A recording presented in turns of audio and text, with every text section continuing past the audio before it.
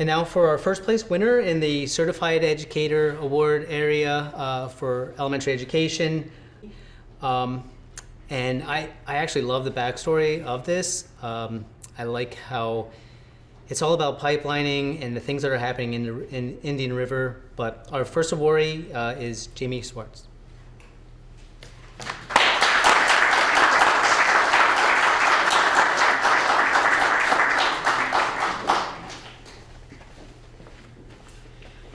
Congratulations. Thank you. Hi, I'm Jamie Swartz. I am a K-5 STEM teacher in the Indian River School District at John M. Clayton Elementary. It's been my pleasure to be the STEM teacher for the past 7 years. During that time, I have seen, luckily enough, last year was my first year to see my kindergarten students go all the way through 5th grade through having a STEM education program. And just to see the problem solvers, the critical thinkers, and the amazing things they do, and the wows that I see on a daily basis make it the best job ever. I was a regular classroom teacher for many years, and this is my best position yet. And I can only imagine what my students are going to do in the years to come, and the wows that I'm going to get from here on. So I want to say thank you very much for this honor. It's a wonderful recognition. Thank you. Jamie Swartz has taught 3rd and 4th grade classes at several schools in southern Delaware. Since 2016, she has been the STEM teacher at John M. Clayton Elementary School in Frankfort, Delaware.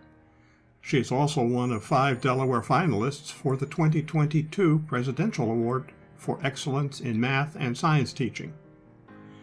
As the STEM teacher, she has implemented the Project Lead the Way launch program for all students at her school. These include 3 special programs housed at Claymont Elementary: the Howard T. Ennis Satellite Program for students with physical and intellectual disabilities, the Indian River Autistic Program, and the High Roads Program, which supports students with significant behavioral and social-emotional issues. All students come to STEM classes for 45 minutes a week as part of their class rotation. The curriculum outline provided by Project Lead the Way starts in kindergarten, where Jamie shows how the structure of objects affects their function. They read The 3 Little Pigs and then design a piggy house that is strong enough to withstand the big bad wolf, modeled by a leaf blower. After covering living things and their needs and impacts, students design a game or a toy out of recycled materials instead of buying a new one.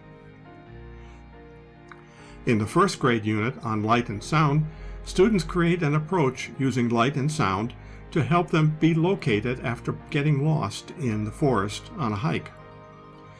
Next, the class investigates the sun, moon, and stars.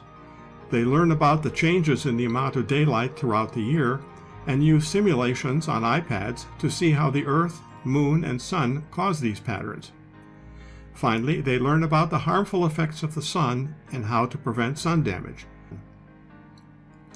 2nd graders learn about the properties of matter.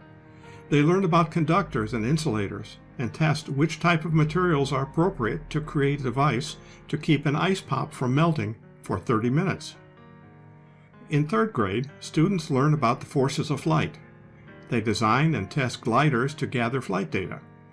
They choose a final design to carry cargo to mimic delivering supplies to a natural disaster area.